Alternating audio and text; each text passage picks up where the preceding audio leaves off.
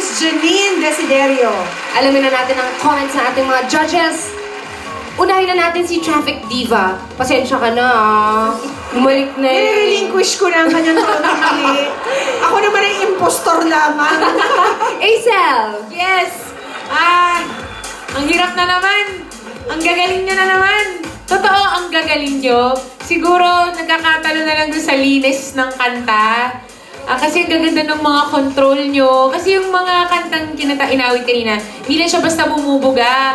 Ang daming parts na ang lambing, malumanay. Anong tawag doon? Ayun yung kumay-crescendo, decrescendo.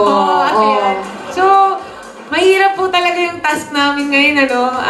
Congratulations sa mananalo, pero kung pwede lang sana kayo lahat. Buti wala si Tito Joey sa tabi ko. Mismo. Alam mo na. AK! Pwede ba quadruple tie? Wow! Lalabas na si Mayor Joey niyan. Kasi magaling pare-pareho lahat eh. Ang hirap nung ginawa nyo, in all fairness sa inyo, ang mga segunda nyo, mga second voice na ginawa nyo, yung sanga-sanga ng, ang tawag dun minsan, counterpoint. Yung iba kinakanta niya, iba yung sa'yo, hindi ka sumasabay, hindi ka rin sa second voice lang, counterpoint. Mahirap yun. At nalusutan nyo lahat yun.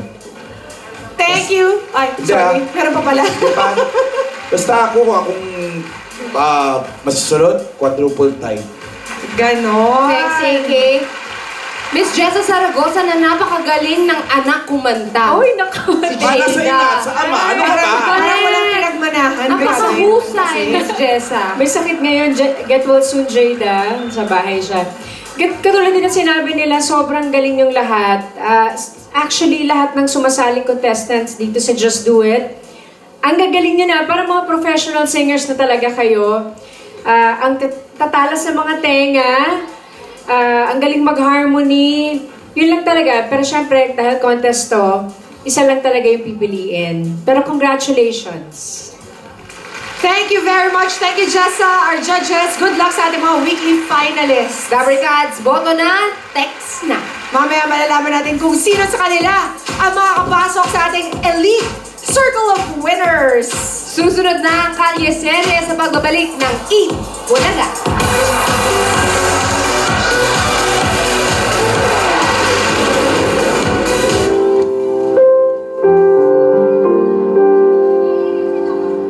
It's about acceptance. Makikita natin dito kung paano tinanggap isang bakla, ng isang straight guy, kung paano ipinaglaban ang karapatan nila. Alam ko ng totoo, nagmumukha na dahil sa'yo. Wala akong dapat ipaliwanag sa'yo.